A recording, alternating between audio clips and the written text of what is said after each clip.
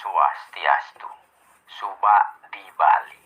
Subak adalah organisasi yang khusus mengatur sistem pengairan sawah yang digunakan dalam bercocok tanam di Bali.